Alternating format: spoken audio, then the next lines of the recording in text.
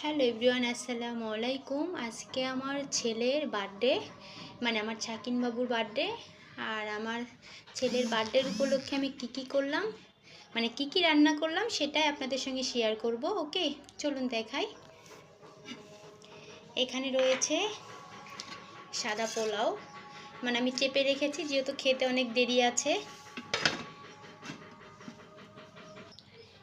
এখানে রয়েছে বুটের ডাউল গরুর গোশ দিয়ে। আর এখানে রয়েছে গরুর গোশ রান্না করেছি, দেখুন জমে গেছে, কারণ যেহেতু শীত আমি এটা হচ্ছে ঘন্টাখানেক আগে রান্না করেছি। আরও বেশিই হবে যেহেতু অনেক রান্না করেছি আর ছোটো দিনের বেলা এটা জমে গেছে। এটা গরুর গোশ, এটা বুটের ডাউল আর সাদা পোলাও তো দেখ।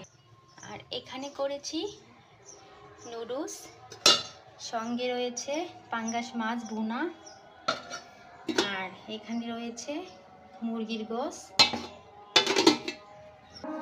সকাল থেকে রান্না করতে করতে আমার মাগরিবের আজান দিয়ে দিচ্ছে। এখানে রয়েছে শসা, লেবু, এখানে রয়েছে ডিম, আর এখানে রয়েছে যেটা সব থেকে লোভনীয় সেটা হচ্ছে পায়েস।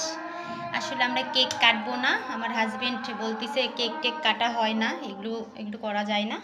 তো এই ছেলেকে সান্ত্বনা দেওয়ার জন্য আর কি পায়েস রান্না করেছি, আমরা যেহেতু কেক কাটবো না এই জন্যে।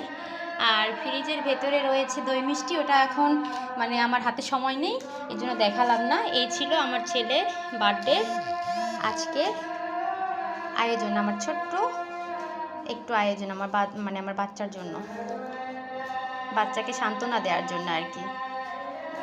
ওকে, আল্লাহ হাফেজ, সবাই ভালো থাকবেন।